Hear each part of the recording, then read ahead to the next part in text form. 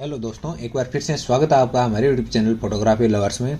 तो दोस्तों, आज हम बात करने वाले हैं जो अपना Z7 की सीरीज चल रही थी उसके बारे में। अभी जो Z सीरीज के कैमरे हैं उनकी जो सेटिंग्स की जो सीरीज चल रही है उसी के बारे में अपन बात करेंगे। आज अपना जो वीडियो है वो जो इसका सेटअप मेन्यू है उसके बारे में होने वाला है। आज अपन इसके जो सेटअप मेन्यू है इसके बारे में बात करेंगे और समझेंगे कि किस तरह से इसका यूज किया जाता है और क्या क्या फंक्शंस अपने को इस कैमरे के अंदर देखने को मिलते हैं। और ये सेटिंग्स आप Z6 और Z5 में भी अप्लाई कर सकते हो, लेकिन कुछ ऑप्शंस आपको कम देखने को मिल सकते हैं। तो दोस्तों, जैसे आप सेटअप मेन्यू को ओपन करोगे आपके सामने सबसे ऊपर की तरफ ऑप्शन खुल के आएगा फॉर्मेट मेमोरी कार्ड। तो फॉर्मेट मेमोरी कार्ड में होगा ये कि जैसे आप अगर कार्ड को फॉर्मेट करना चाहते हो तो आप यहाँ से अपने कार्ड को फॉर्मेट कर सकते हो डायरेक्टली। इसके बाद हमें ऑप्शन देखने को मिलता है सेव यूजर सेटिंग। तो जो आपने जो सेटिंग यहाँ पे अप्लाई कर रखी है, जैसे कैमरे में कोई भी सेटिंग आपने अप्लाई कर रखी है तो यहाँ पे आपने देखा होगा यहाँ पे आपको 3 यूजर देखने को मिलते हैं, यूजर 1, यूजर 2, यूजर 3। तो इनमें से आप जो अपनी जो सेटिंग है उसको डायरेक्टली यूजर जो सेटिंग है उसमें अप्लाई कर सकते हो। और जैसे आप इस डायल को घुमाओगे ये सेटिंग ऑटोमेटिकली अप्लाई हो जाएगी। तो यहाँ से आप जो आपने अभी सेटिंग अप्लाई कर रखी है उसको यहाँ पे आप यूजर 1, यूजर 2, यूजर 3 में किसी में भी सेव कर सकते हो। तो जो अपनी यूजर सेटिंग है उसको सेव करने के लिए आप यहाँ से इसको यूज कर सकते हो। तो बहुत से कमेंट्स भी आते हैं मेरे पास कि ये यूजर सेटिंग्स को किस तरह से सेटअप किया जाता है। तो यहाँ पे ये देखिए, मैं आपको एक एग्जाम्पल बना के दिखाता हूँ। अभी ये देखिए, मैंने यहाँ पे 200 की जो शटर स्पीड, लाइट और आईएसओ यहाँ पे ये सेट कर रखा है। वहीं अगर मैं आपको एक चीज़ और दिखाता हूँ, यहाँ पे मैंने इसका जो कलर बैलेंस है उसको चेंज कर दिया। देखिए यहाँ पे मैंने डायरेक्ट सनलाइट सेलेक्ट करके रखा है। तो यहाँ पे इस सेटिंग को मैं अगर यूजर 1 पे सेट कर देता हूँ, ये देखिए यहाँ पे मैं इस सेटिंग को यूजर 1 पे सेव कर देता हूँ। तो अभी मैं इसकी जो सेटिंग्स है उसको थोड़ा सा चेंज कर देता हूँ। ये देखिए, मैंने इसकी जो अपर्चर है, शटर स्पीड है, वो मैंने यहाँ से चेंज कर दी है। और इसी के साथ मैं थोड़ा सा इसका आईएसओ भी चेंज कर देता हूँ। जैसे कि मैंने आईएसओ भी यहाँ पे 500 कर दिया है। और अभी मैं थोड़ा कलर बैलेंस वाला भी इसको चेंज कर देता हूँ, जिससे आपको क्लियरली समझ आ जाए कि ये किस तरह से काम करता है। यहाँ पे इसको जो व्हाइट बैलेंस है वो मैंने आपके सामने यहाँ पे चेंज कर दिया है। ये देखिए, यहाँ पे आपको केल्विन पे कर दिया है। अभी जो मेरा कैमरा है वो मैनुअल पे है, तो यहाँ पे आप देख सकते हो मैंने अभी इसको मैनुअल पे लगा रखा है। ये देखिए यहाँ पे एम लिखा हुआ है। अभी मैं इसको यूजर 1 पे लेके जाता हूँ। जैसे देखिए यहाँ पे मैं इसको यूजर 1 पे लेके जाता हूँ तो जो मैंने कैमरे में अभी जो पहले सेटिंग कर रखी थी वो ऑटोमेटिकली यहाँ पे अप्लाई हो गई है। ये देखिए, ऑटोमेटिकली जो शटर स्पीड वगैरह वो है आ गई है। यहाँ पे जो व्हाइट बैलेंस है वो भी देखिए आपको डायरेक्ट सनलाइट देखने को मिल रहा है। अब अगर मैं इसको वापस से मैनुअल पे लेके जाता हूँ, देखिए मैं कुछ भी चेंजेस नहीं कर रहा हूँ। यहाँ पे मैं ओनली इसको मैनुअल पे लेके जाऊँगा तो जो मेरी सेटिंग है वो ऑटोमेटिकली यहाँ पे जो मैंने मैनुअल पे सेटिंग की थी वो ऑटोमेटिकली यहाँ पे चेंज हो गई है। तो इस तरह से आप जो यूजर्स हैं उनको यूज कर सकते हैं। मान लीजिए आपको 3 डिफरेंट लोकेशन पे एक साथ फोटोग्राफी करनी पड़ रही है या वीडियोग्राफी करनी पड़ रही है, तो आप तीनों की डिफरेंट सेटिंग को यूजर 1, 2, 3 पे यूज कर सकते हो और डायरेक्टली अपनी जो सेटिंग है उनको आप चेंज कर सकते हो और अप्लाई कर सकते हो। तो इसका इस तरह से आप यूज कर सकते हो। इसके बाद हमें ऑप्शन देखने को मिलता है रीसेट यूजर सेटिंग का। तो यहाँ पे अगर आप यूजर सेटिंग्स को रीसेट करना चाहते हो तो यहाँ से आप रीसेट यूजर सेटिंग्स को कर सकते हो। जैसे कि मैंने अभी जो यूजर 1 की सेटिंग को सेव किया था उसको मैंने रीसेट कर दिया है, तो यहाँ से आप इसको रीसेट कर सकते हो। इसके बाद हमें ऑप्शन देखने को मिलता है लैंग्वेज का। तो इसमें अपने को 2 ऑप्शन देखने को मिलते हैं, हिंदी और इंग्लिश। तो इस कैमरे की जो लैंग्वेज है वो आप हिंदी रखना चाहते हो तो हिंदी कर सकते हो और इंग्लिश रखना चाहते हो तो इंग्लिश कर सकते हो। तो यहाँ से आप लैंग्वेज सेलेक्ट कर सकते हो। इसके बाद हमें ऑप्शन देखने को मिलता है टाइम जोन एंड डेट का। तो यहाँ से आप जो अपने कैमरे का टाइम है वो सेव कर सकते हो। और साथ ही अगर आप डेट वगैरह या डेट फॉर्मेट या डे लाइट सेविंग टाइम यहाँ पे आप सेव कर सकते हो, मतलब डेट वगैरह टाइम वगैरह यहाँ से आप सेट कर सकते हो। इसके बाद हमें ऑप्शन देखने को मिलता है मॉनिटर ब्राइटनेस का। तो आप जो अपने मॉनिटर की ब्राइटनेस है वो कम रखना चाहते हो, ज्यादा रखना चाहते हो, देखिए यहाँ पे +5 से -5 तक आप कितने भी रख सकते हो। तो अपनी रिक्वायरमेंट के अकॉर्डिंग आप इसको कम या ज्यादा रख सकते हो, लेकिन मैं सजेस्ट करता हूँ कि आप इसको 0 रखिए, क्योंकि अगर आपने मॉनिटर की लाइट ज्यादा कर दी तो आपको फोटोज में भी लाइट ज्यादा लगेगी और अगर आपने कम कर दी तो आपको एक्चुअल फोटो में भी लाइट बहुत कम लगेगी, जिससे आपकी जो फोटोग्राफी और वीडियोग्राफी है उसमें थोड़ी दिक्कत आ सकती है। तो मैं इसको सजेस्ट करता हूँ कि आप 0 पे ही यूज कीजिए। इसके बाद हमें ऑप्शन देखने को मिलता है मॉनिटर कलर बैलेंस का। तो मॉनिटर कलर बैलेंस को आप डिफॉल्ट पे रखिए, क्योंकि अगर आपने इसको चेंज कर दिया, जैसे कि मान लीजिए मैं इसको चेंज कर देता हूँ यहाँ से, ये देखिए अभी मेरा जो मॉनिटर का कलर है वो रेड हो गया, तो मेरे को फोटोज में भी ये लगेगा कि मेरे जो फोटो है उसमें रेड कलर आ रहा है। तो मैं इसको प्रेफर करता हूँ कि आप इसको डिफॉल्ट पे यूज कीजिए, इसको चेंज करने की जरूरत है नहीं, क्योंकि आपकी जो फोटोग्राफी है और वीडियोग्राफी है उसमें दिक्कत आ सकती है। इसके बाद हमें जो ऑप्शन देखने को मिलता है व्यू फाइंडर का। व्यू फाइंडर बोलते हैं इसको। इसमें अगर आप कलर बैलेंस करना चाहते हैं तो इसको आप चेंज कर सकते हैं, इसकी ब्राइटनेस को भी आप चेंज कर सकते हो। अभी मैंने इसको कैमरे को मॉनिटर पे लगा रखा है तो ये मॉनिटर की डिस्प्ले दिखा रहा है, इसकी व्यू फाइंडर की दिखा नहीं रहा है। अगर मैं इसको व्यू फाइंडर पे कर देता हूँ तो जो मेरी ये मॉनिटर वाली जो सेटिंग्स हैं वो ऑफ हो जाएंगी और ये दोनों ऑन हो जाएगी, तो इसको अपने को छेड़ने की जरूरत है नहीं। इसके बाद हमें ऑप्शन देखने को मिलता है कंट्रोल पैनल ब्राइटनेस का, तो इसको आपको ऑटो पे यूज करना है। जो कंट्रोल पैनल की ब्राइटनेस है ये है कंट्रोल पैनल। यहाँ पे आप देख सकते हो इसकी जो ब्राइटनेस है इसको आपको ऑटो पे रख सकते हो या मैनुअल कर सकते हो। इसके बाद हमें ऑप्शन देखने को मिलता है लिमिट मॉनिटर मोड सिलेक्शन, तो इसमें अपने को जो मोड सिलेक्शन है, जैसे मान लीजिए आप व्यू फाइंडर में देखना चाहते हो या फिर आप मॉनिटर में देखना चाहते हो तो उसको आपको ऑटो पे यूज कर सकते हो आप अपनी, या फिर मैनुअल पे मॉनिटर पे यूज कर सकते हो या फिर ओनली व्यू फाइंडर पे यूज कर सकते हो। ये आपकी रिक्वायरमेंट के अकॉर्डिंग है। इसको आप यहाँ से भी चेंज कर सकते हो। जो मॉनिटर की सेटिंग है ये देखिए यहाँ पे ये सेटिंग्स हैं, इनको मैं यहाँ से इस बटन से भी डायरेक्टली चेंज कर सकता हूँ। आप देख सकते हो डिस्प्ले में इसका ऑप्शन आ रहा होगा। अभी ये ओनली व्यू फाइंडर हो गया, अभी ये ओनली मॉनिटर हो गया है। तो इस बटन से भी आप डायरेक्ट इस सेटिंग्स को चेंज कर सकते हो। तो यहाँ से भी आप सेटिंग में आके भी चेंज कर सकते हो, अदरवाइज आप यहाँ से डायरेक्ट बटन से भी जो व्यू फाइंडर की सेटिंग है उसको चेंज कर सकते हो।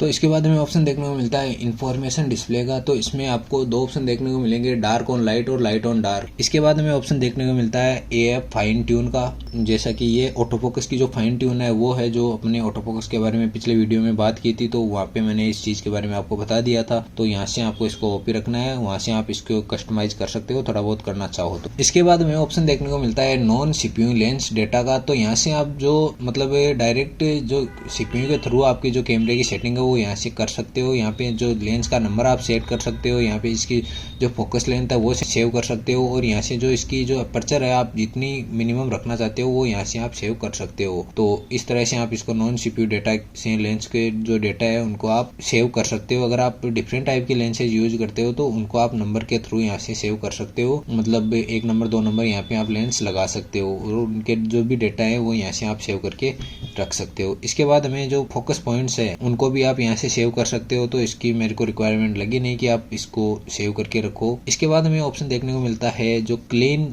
इमेज सेंसर है उसका, ये काफी इंपॉर्टेंट ऑप्शन है। इसके थ्रू आप जो अपना सेंसर है उसको क्लीन कर सकते हो, जैसा कि यहाँ पे मैं आपको ये ऑटोमेटिक क्लीन का ऑप्शन आता है, तो यहाँ पे आपका जो कैमरा है वो ऑटोमेटिकली क्लीन होगा। यहाँ से आप इसको शट डाउन पे भी सिलेक्ट कर सकते हो, मतलब जैसे आपका कैमरा अगर शट डाउन होगा आप बंद करोगे तो उस टाइम आपका कैमरा ऑटोमेटिकली जो सेंसर है उसको क्लीन कर देगा। अदरवाइज आप इसको मैन्युअली भी क्लीन कर सकते हो, जैसा कि मैं आपको अभी क्लीन करके दिखाता हूँ। ये देखिए एक हल्का सा साउंड आएगा और आपका जो कैमरे का सेंसर है वो ऑटोमेटिकली क्लीन हो जाएगा, हल्का वाइब्रेशन होगा और जो आपका कैमरा है जो सेंसर है वो मतलब ऑटोमेटिकली क्लीन हो जाएगा, मतलब एक तरह से वाइब्रेशन के थ्रू। ये देखिए यहाँ से आपका जो कैमरे का जो सेंसर है वो क्लीन हो चुका है और इसमें जो आपके डाटा वगैरह है उसको भी कोई लॉस नहीं होता है। जो कैमरे का सेंसर है उसको क्लीन करने के लिए आप इसका यूज कर सकते हो। इसके बाद हमें ऑप्शन देखने को मिलता है image dust of reflection photo, तो यहाँ पे जो सेंसर पे अगर कोई डस्ट वगैरह आ गई है तो उसको क्लीन करने के लिए आप इसका यूज कर सकते हो। Image dust of reflection photo मतलब इसके जो सेंसर को क्लीन करने के लिए आप इसको यूज कर सकते हो। मतलब एक तरह से ये दोनों ऑप्शन अपने जो सेंसर है उसको क्लीन करने के लिए यूज होते हैं। इसके बाद हमें ऑप्शन देखने को मिलता है इमेज कमेंट का, तो आप अगर फोटो के साथ कोई कमेंट अटैच करना चाहते हो तो वो यहाँ से इनपुट कर सकते हो, आप यहाँ पे लिख सकते हो। अगर आप फोटो के साथ कुछ लिखना चाहते हो, कुछ अटैच करना चाहते हो तो इन्फॉर्मेशन में वो चीज आपको दिखाई देगी। इसके बाद हमें ऑप्शन देखने को मिलता है कॉपीराइट इन्फॉर्मेशन का, तो यहाँ पे आप कॉपीराइट इन्फॉर्मेशन अटैच कर सकते हो। जैसे मान लीजिए कॉपीराइट इन्फॉर्मेशन में अगर कौन से स्टूडियो ने क्लिक किया है, मतलब किस बंदे ने क्लिक किया, आप अपना नाम लिख सकते हो, अपने स्टूडियो का नाम लिख सकते हो, जो आर्टिस्ट वगैरह है उसका नाम लिख सकते हो और कॉपीराइट किस स्टूडियो के कॉपीराइट है इस फोटो पे उस चीज को आप यहाँ पे मेंशन कर सकते हो। यहाँ पे देखिए यहाँ पे आपको यहाँ पे अपने जो भी नाम लिखना है वो आप यहाँ से लिख सकते हो और ये डिटेल आपको जो फोटोज की डिटेल्स में आप प्रॉपर्टीज में जाओगे, डिटेल में जाओगे तो आपको वहाँ पे ये शो होगी कि इस फोटो की कॉपीराइट किसके पास है और इस फोटो को क्लिक किसने किया है, तो वो चीजें यहाँ से आप इसमें डाल सकते हो। इसके बाद हमें ऑप्शन देखने को मिलता है बीप ऑप्शन का। बीप ऑप्शन मतलब जब आप फोटो क्लिक करते हो तो आपका कैमरा एक बीप का साउंड निकालता है, उसको ऑन ऑफ करने के लिए आप यहाँ से यूज कर सकते हो। जैसा कि यहाँ पे मैं आपको दिखाता हूँ, ये देखिए ये साउंड आप यहाँ से ऑन या ऑफ कर सकते हो। जो बीप का साउंड है इसको आप ऑन या ऑफ कर सकते हो। तो यहाँ से इसके बीप के जो साउंड की वॉल्यूम है उसको भी आप कम या ज्यादा कर सकते हो और इसकी जो पिच है वो भी आप कम या ज्यादा कर सकते हो। तो इसके बाद हमें ऑप्शन देखने को मिलता है टच कंट्रोल का। तो अगर आप डिस्प्ले की जो टच को यूज करना चाहते हो तो इसको ऑन रखिए, अदरवाइज इसको आप बटन से ही ऑपरेट करना चाहते हो तो इसको ऑफ कर दोगे तो आपकी जो टच है वो काम नहीं करेगी। तो यहाँ से आप जो टच है ऑन ऑफ कर सकते हो। इसके बाद हमें ऑप्शन देखने को मिलता है HDMI का। HDMI आउटपुट अगर आप मान लीजिए लाइव स्ट्रीम कर रहे हो या फिर जो कैमरे को डायरेक्ट आप किसी स्ट्रीमिंग में चला रहे हो तो उस टाइम आपको HDMI का यूज किया जाता है और उस टाइम इस सेटिंग्स को आप एडजस्ट कर सकते हो। आउटपुट रेजुलेशन वगैरह आप यहाँ से सेट कर सकते हो। जैसे कि यहाँ पे अगर आप आउटपुट का रेजुलेशन 1080p पे देना चाहते हो तो वो दे सकते हो, आप 480p पे दे सकते हो। जो HDMI का आउटपुट है वो आप कौन से क्वालिटी में देना चाहते हो वो यहाँ से आप सिलेक्ट कर सकते हो। इसके बाद जो आउटपुट रेंज है वो भी यहाँ से आप सिलेक्ट कर सकते हो HDMI की। इसके बाद हमें ऑप्शन देखने को मिलता है लोकेशन डाटा का। तो यहाँ पे जो लोकेशन डाटा का मतलब है कि जो आपकी लोकेशन है उसका जो टाइम वगैरह है, डेट वगैरह है, उसके अकॉर्डिंग जो आपके सैटेलाइट है उससे आपके जो फोटो का डाटा है उसके साथ अटैच होंगे। तो ये यहाँ से ऑटोमेटिकली रहता है, इसको आप ऑन या ऑफ कर सकते हो। इसके बाद हमें ऑप्शन देखने को मिलता है assign remote WR function button. जो WR फंक्शन बटन है, जो फंक्शन बटन दिए हुए हैं कैमरे के आगे की तरफ, यहाँ पे आप देख सकते हो। यहाँ पे FN के जो बटन दिए हुए हैं ये देखिए यहाँ पे आपको देखने को मिल रहे होंगे FN1 और FN2, ये दो बटन। इनकी जो सेटिंग्स हैं उनको आप यहाँ से चेंज कर सकते हो। यहाँ पे आप इसको NF रो वगैरह में इसको ले जा सकते हो। अगर आप इस पे नन पे सिलेक्ट करके रखते हो तो ऑटोमेटिकली आपका होगा कुछ नहीं, बस डिस्प्ले ओपन हो जाएगी। तो यहाँ से आप इसको ऑन कर सकते हो। इसी के साथ आपके कैमरे में एरोप्लेन मोड का ऑप्शन भी देखने को मिल रहा है, जिसमें आप जो कैमरा है वो एरोप्लेन मोड पे हो जाएगा और आपकी जो लोकेशन वगैरह है या सैटेलाइट से कनेक्शन है वो हट जाएगा। इसके बाद हमें ऑप्शन देखने को मिलता है कनेक्ट टू स्मार्ट डिवाइस का। तो इसमें आप अपने मोबाइल वगैरह से ब्लूटूथ और वाईफाई के थ्रू कनेक्ट करके फोटोज को शेयर कर सकते हो। और इसी के साथ जो कनेक्ट टू PC का ऑप्शन भी अपने को देखने को मिल रहा है। तो इसमें आप वाईफाई से कनेक्ट कर सकते हो या नेटवर्क केबल से कनेक्ट कर सकते हो। और दूसरे ऑप्शन जैसे HDMI वगैरह या फिर यूं कह सकते हैं कि जो USB Type-C है उससे भी आप PC के साथ कैमरे को कनेक्ट कर सकते हो। तो ये सभी चीजें उस टाइम काम आती है अगर आप डाटा ट्रांसफर करते हो कैमरे को डायरेक्ट PC से कनेक्ट करके, तो उस टाइम आप ये इन्फॉर्मेशन काम आएगी। इसके बाद हमें ऑप्शन देखने को मिल रहा है कॉन्फर्मिंग मार्किंग। तो ये बाय डिफॉल्ट आता है, इसमें अपने को कोई चेंजेस नहीं कर सकते। इसमें कैमरे की मतलब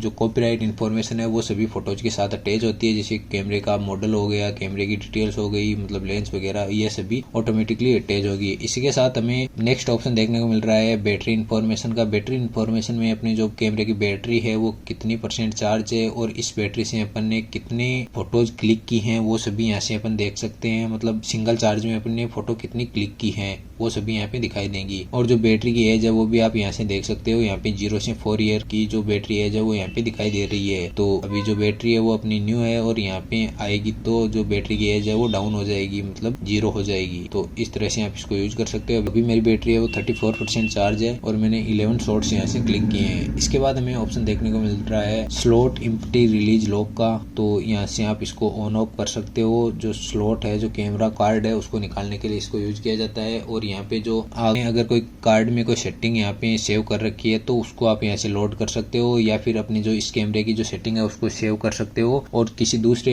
Z7 कैमरे में इस सेटिंग को लोड कर सकते हो, जिससे आपको ज्यादा चेंजेस करने की जरूरत नहीं होगी। और इसी के साथ अगर आप कैमरे की पूरी सेटिंग को या फिर यूं कह सकते हैं कि कैमरे को पूरे को रीसेट करना चाहते हो तो यहाँ से आप रीसेट ऑल सेटिंग सिलेक्ट करोगे तो आपकी जो कैमरे की पूरी सेटिंग है वो रीसेट हो जाएगी, मतलब पूरा कैमरा रीसेट हो जाएगा। इसी के साथ जो नेक्स्ट ऑप्शन है वो हमें देखने को मिल रहा है फ्रेमवर्क वर्जन। जो अपने कैमरे का जो वर्जन है वो हमें अपने को देखने को मिल रहा है। इसी में आपको जो लेंस का वर्जन है वो भी देखने को मिलेगा और साथ में जो बॉडी का वर्जन है वो भी देखने को मिलेगा। अगर आप कैमरा अपडेट कर लेते हो तो ये वर्जन चेंज हो जाते हैं। तो अगर आपको कैमरा अपडेट करना नहीं आता तो मेरे को कमेंट कर दीजिए, मैं कैमरा अपडेट करना भी आपको बता दूंगा और लेंस को अपडेट करना भी बता दूंगा। लेकिन अगर आप कमेंट करोगे तभी मैं ये चीजें बता पाऊंगा, अदरवाइज मैं जो अपनी सीरीज लेके चल रहा हूँ उसी को कंटिन्यू करने वाला हूँ। तो दोस्तों ये थी अपना जो सेटअप मेन्यू है उसके बारे में जानकारी। जो सेटअप मेन्यू की कंप्लीट जानकारी मैंने आपको दे दी है कि किस ऑप्शन में क्या क्या होता है और किस तरह से इसको यूज किया जाता है। तो अगर आपको कोई ऑप्शन समझ नहीं है या कोई ऑप्शन में आपको दिक्कत हो रही है तो आप मुझे कमेंट कर दीजिए, मैं उसके बारे में आपको बता दूंगा। तो आज की वीडियो में बस इतना ही, मिलते हैं नेक्स्ट वीडियो में इसी कैमरे की जो नेक्स्ट सेटिंग है रीटच मेन्यू की उसके बारे में जानकारी लेकर। तब तक के लिए नमस्कार, टाटा, बाय बाय।